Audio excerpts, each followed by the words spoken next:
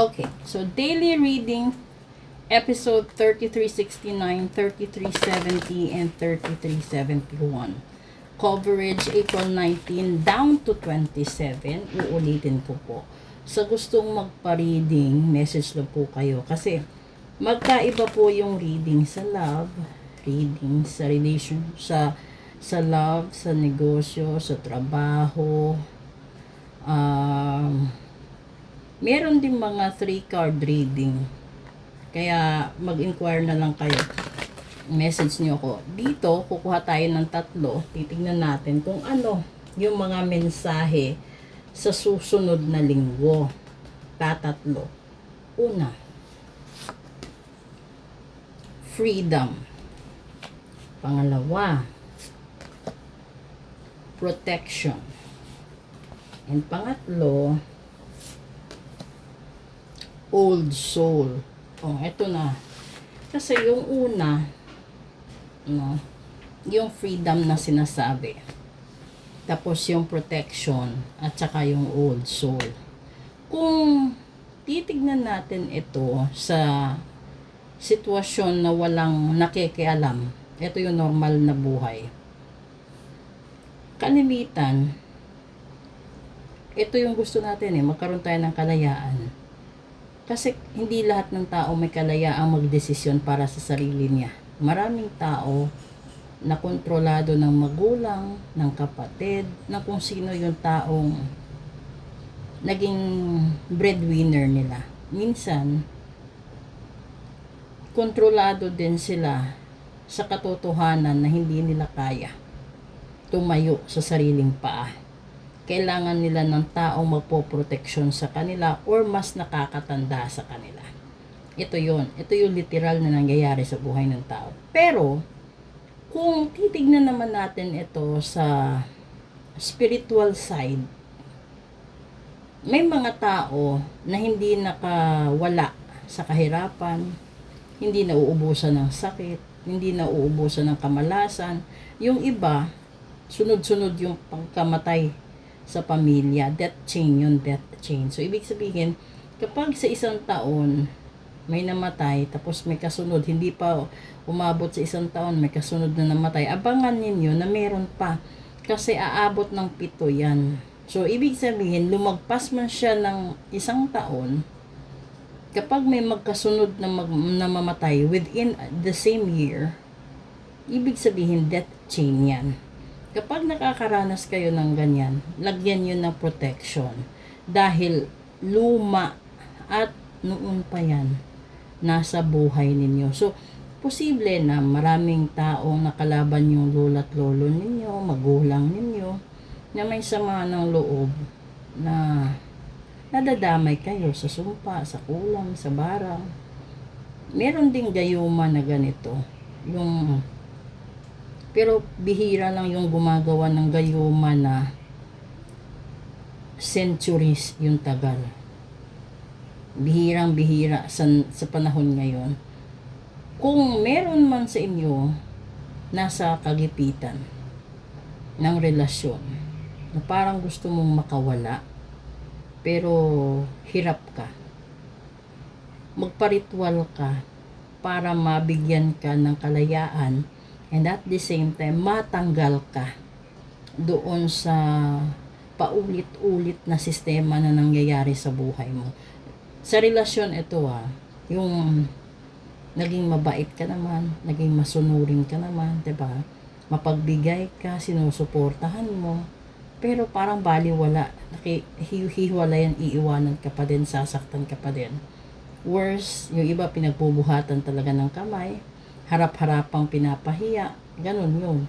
So, ibig sabihin, may nangyayaring spiritual doon. Kung sa negosyo naman, yung biglang angat, biglang bagsak, may ritual na nangyayari dyan.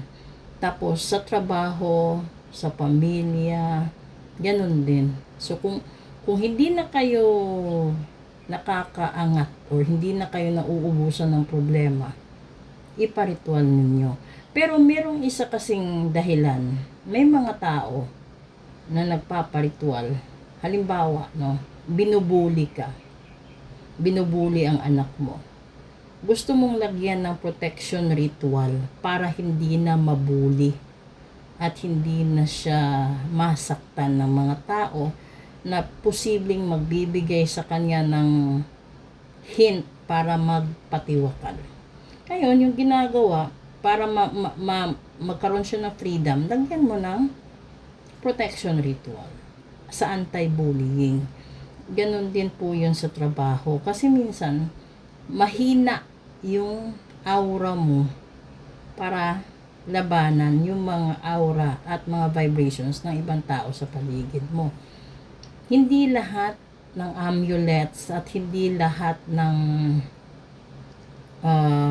Latin or dasal na nakikita ninyo sa online ay magwo-work on sa inyo. Kasi nga po, bago ka magdasal ng Latin, kailangan po ng napakatibay na poder at panangga sa sarili mo. Kasi kapag sumubok ka, halimbawa sumubok kang gumawa ng isang Latin, hindi rin naman tumalab sa'yo. Sumubok ka ulit ng iba, hindi rin tumalab sa'yo. Ibig sabihin nun, dinagdagan mo mismo ang problema mo. Hindi mo binawasan, dinagdagan mo. Sa bawat attempt na ginagawa mo, dahil nakikita mo sa online, ito yung pampaswerte, ito yung pampabalik, ito yung pampatanggal ng ganito, ganyan, ito yung gagawin mo, ito susuotin mo, na hindi siya talaga naka-ritual para sa'yo, ibig sabihin, hindi siya tatalab. Imbes na gumaan ang buhay mo, lalo kang malulubog. Imbes na magiging matibay yung relasyon nyo, lalo kayong mag-aaway. Kung nakakaranas kayo ng ganyan, message nyo po ako.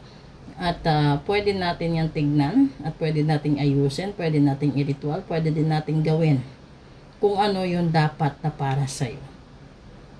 Hindi siya basta-basta na kung ano lang nakikita ninyo ay susundin ninyo online. Kasi nga po, yung nagtuturo, maraming poder yan sa sarili niya.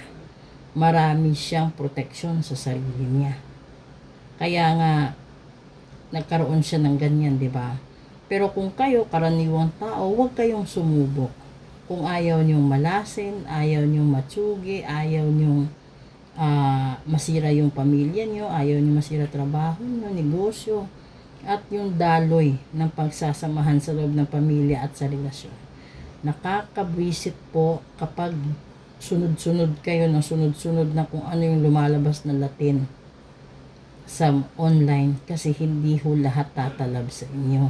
Kasi magkaiba po yung mga tao, minsan may minamanang sumpa, kulam, gayuma, na kapag sinunod mo yung pangontra, lalong lalala ang sitwasyon mo. Kung may utang ka sa pera, ito kasi maliban sa pag-ibig, pera lang talaga yung issue. Kapag may utang ka sa pera, tapos hindi mo binayaran, ngayon yung gagawin mo, hindi mo sasabihin doon sa nagritual na gumanda na yung takbo ng pera mo. Kasi, umiiwas ka na sa bayarin mo. Ngayon, ang hindi mo alam, nakikita ka. Ngayon, kung yung gagawin mo ay pagsisinungaling din sa kapwa-tao mo, sa manggagamot, sa reader, at sa kung kanino pa man, mag-ingat ka.